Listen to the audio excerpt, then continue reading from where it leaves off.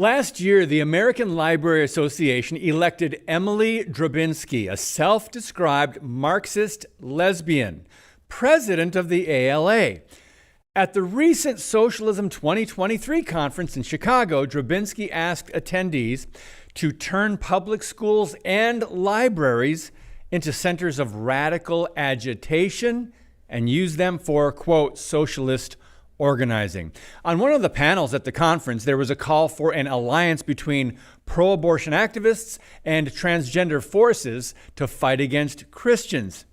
This is just part of the ideological revolution we're witnessing in America. Our cultural institutions have been hijacked by God-hating radicals. Parents, you now have to be aware of the fact public schools and libraries have been victims of a Marxist takeover. I'm David Fiorazzo, and this is Christ and Culture.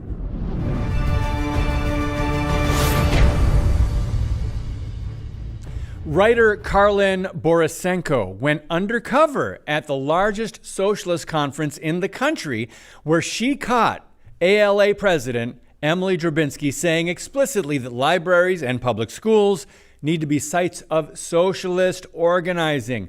Drabinski said when she was around 14, she first began to identify as a lesbian after reading a library book about two women having, quote, fantastic queer sex in a field, end quote. A library book. For the record, the ALA publicly attempted to distance itself from Drabinski's statements, saying in their statement that the ALA does not align with, endorse, or promote the political beliefs, values, or ideologies of any one individual, including its elected leaders, end quote. So why elect a radical to head up the American Library Association? Liberty Sentinel and Freedom Project's Alex Newman has been exposing leftist agendas for decades. He writes that the latest ALA boss has become, quote, notorious for hating parents, families, Christians, and anyone else who stands in the way of indoctrinating children. Alex responded to these reports out of the Socialist Conference on the Newman Report. Watch.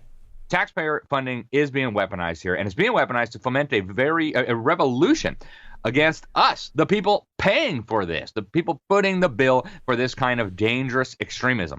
It's time for the library systems to leave the ALA, and it's time for the government to stop turning our children into Marxists and revolutionaries using these government schools. The system needs to be shut down.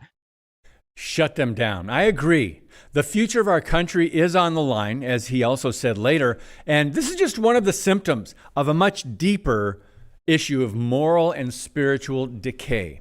Now, it doesn't help matters that fewer American citizens seem to be paying attention and speaking up as the radicals have grown bolder and louder. At the conference, by the way, American Library Association President Emily Drabinski spoke on a panel that discussed how teachers could instruct children on critical race theory, even in school districts that have banned it. The Democrat Socialists of America, DSA, supported the Chicago conference, of course, which also featured panels on the best practices for developing socialist programming for kids, abolishing police, and keeping U.S. borders open.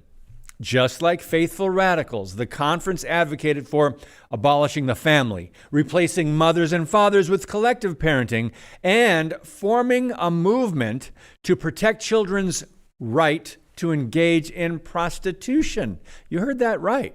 Other panels at the Socialist Conference included the following: kids as comrades, abortion, race, and the 1%, sex work, policing, and border abolition, Lenin, catastrophe and revolution, longer road to a Green New Deal, and many, many more. Talk about fundamentally transforming the United States of America. By the way, when Barack Obama said that the Democrats were in the process of doing just that in 2008, few people took him seriously.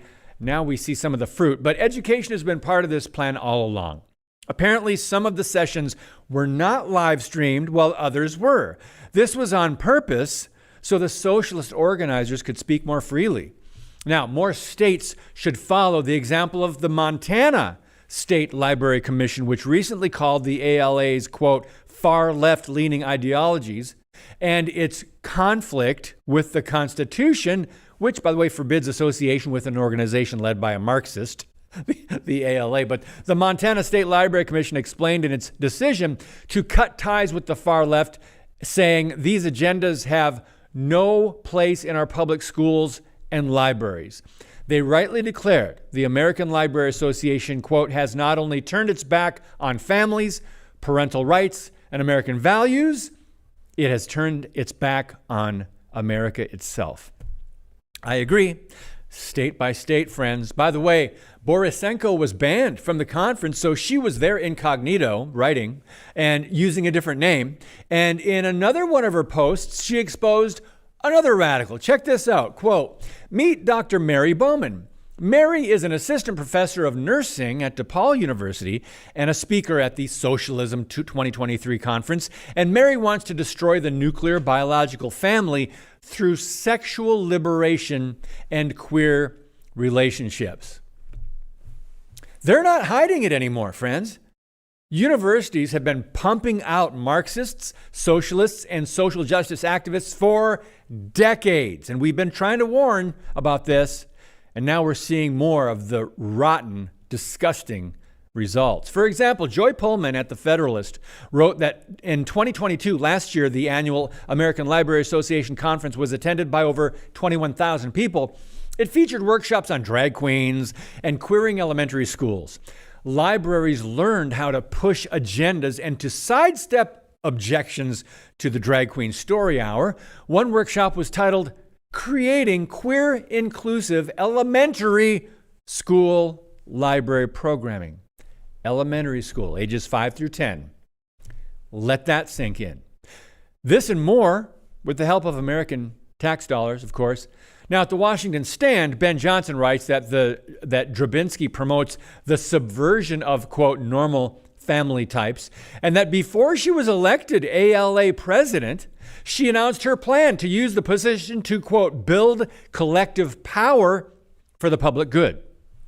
She promised at the time, as ALA president, I will direct resources and opportunities to a diverse cross-section of the association, by the way, dispersing $56 million in revenue, quote, on the basis of race, gender, sexuality, national origin, spoken language, and disability, end quote. It's no wonder Drabinski gained the endorsement of education radical herself, Randi Weingarten, president of the American Federation of Teachers, and a close Biden ally, of course, who Weingarten proudly boasted, quote, Emily Drabinski knows how to organize and mobilize, right, with the closed communist clenched fist. Now, at this point, come on, parents should no longer be surprised when their son or daughter comes home from high school or college radicalized, having an anti-Christian and even a Marxist worldview. We've been warned. God bless you and keep speaking the truth about things that matter.